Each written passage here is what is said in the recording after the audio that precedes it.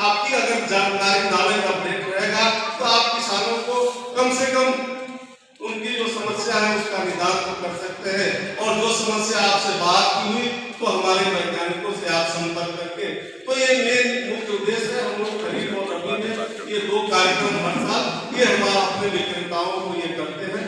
तो और आज के समय में कि इफको एक सहकारी संस्था है, जो एक बहुत छोटी सी सहकारी संस्था 3 नवंबर 1967 को यह स्थापित हुई थी, और जिस समय स्थापना हुआ था मात्र उस समय 57 सहकारी समितियां इफको की सदस्य थी।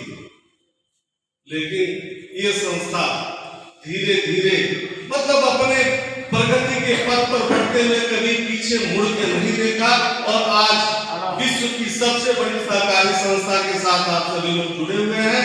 और हमें कहने में ये गर्व में हो रहा है कि आज 35-36,000 सहकारी समितियां इफको से जुड़ी हुई है। हम तो खाद शुरू से ही यूरिया एनपीके डीएपी बनाते थे, लेकिन किसानों आप लोगों की तरफ से डिमांड आया, किसानों की तरफ से डिमांड आया कि नहीं केवल यूरिया एनपीके डीएपी से काम नहीं चलेगा, तो आज आवश्यकता के हिसाब से सारे प्रोडक्ट हम लेके आए।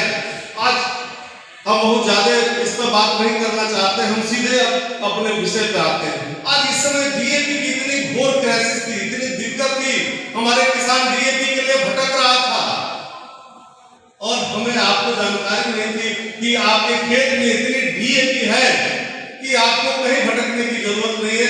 लेकिन फिर भी बहुत लोगों ने, हमें ये भी मालूम है कि नकली 1 नंबर 2 नंबर 3 नंबर तक का डीएपी बेचा गया है। तो ये कदापि किसानों के साथ किसी तरह की चीटिंगबाजी नहीं होनी चाहिए। हम पहले ही आप लोगों से चर्चा कर रहे थे कि किसान को सही चीज बताइएगा तो किसान आपका भक्त बन जाएगा, और जो रिकमेंड करिएगा वो किसान लेगा।